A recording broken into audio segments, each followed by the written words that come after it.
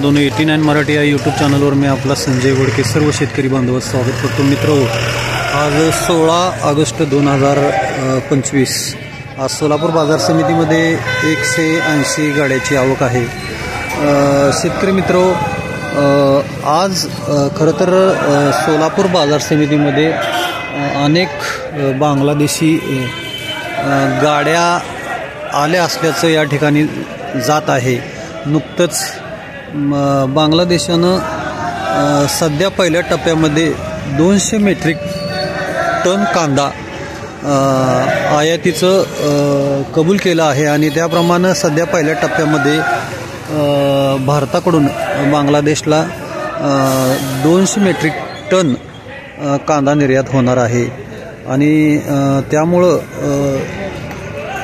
आगामी सप्ताहामध्ये कांद्याच्या दरामध्ये चांगली वाढ होण्याची शक्यता आहे. खरं तर गेल्या वर्षी बांगलादेशच्या ज्या पंतप्रधान आहेत तिथल्या राजकीय तणावामुळे त्या भारतात आल्या होत्या आणि त्यानंतर खरं तर गेल्या 6 महिन्यामध्ये भारत व बांगलादेश यांचे संबंध खरं तर आयात निर्यात एकमेकांच्या निर्बंधामुळं बिघडले होते आणि त्यामुळेच गेल्या 6 महिन्यामध्ये भारतातून बांगलादेशला कांद्याची निर्यात झाली नाही. मात्र सध्या 200 मेट्रिक टन पहिल्या टप्प्यात कांदा निर्यात होणार आहे. तर शेतकरी मित्र, आज आपण सोलापूर बाजार समितीतील काही निलावाचे शॉट देखील आपण पाहणार आहोत. तर पाहूया.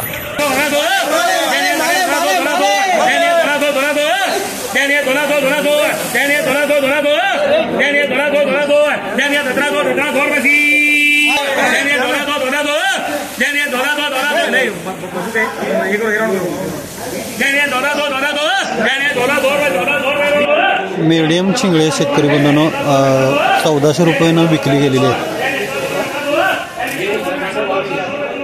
शेतकरी मित्र, हा मीडियम गोळा यामध्ये मोठा सुद्धा आहे, तरीसुद्धा 1800 रुपये प्रति क्विंटलनं गेलेला आहे.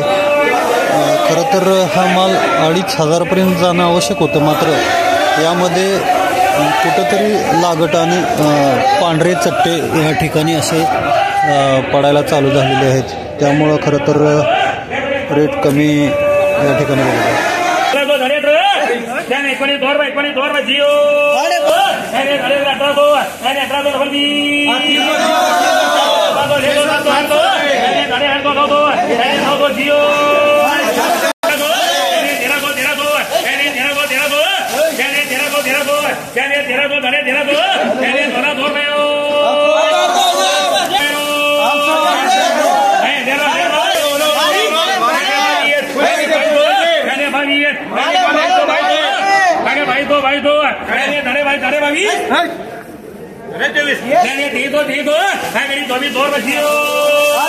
तर शेतकरी मित्र, हा 2400 रुपये प्रति क्विंटलने गेलेला आहे. 1 नंबर कांदा आहे, कलरफुल आहे. बघा तुम्ही, 1400 रुपये प्रति क्विंटलने गेलेला आहे. नक्कीच आज सोलापूर बाजार समितीमध्ये 200 रुपयानं भाव वाढ सरासरी झालेली आहे.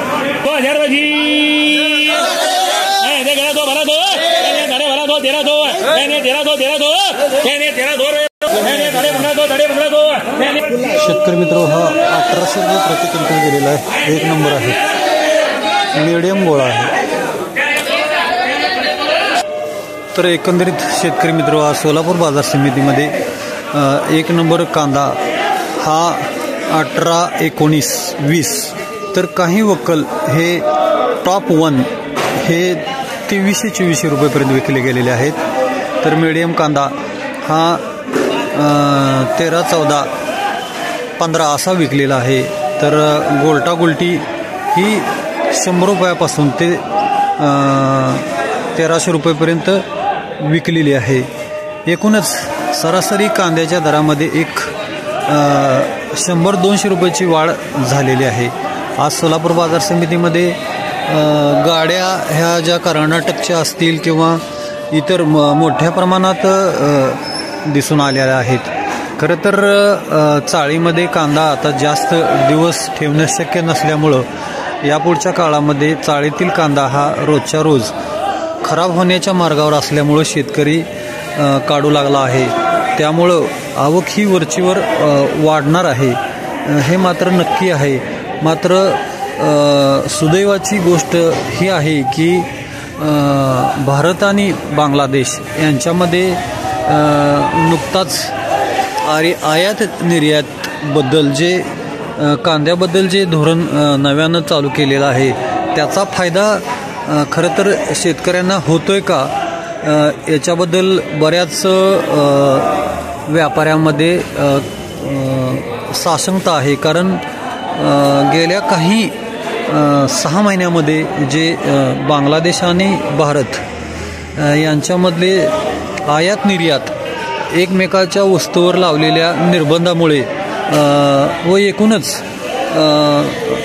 राजकीय संबंध बिघडल्यामुळेच आज त्याचा फटका हा भारतीय शेतकऱ्याला बसत असताना दिसत आहे. नमस्कार.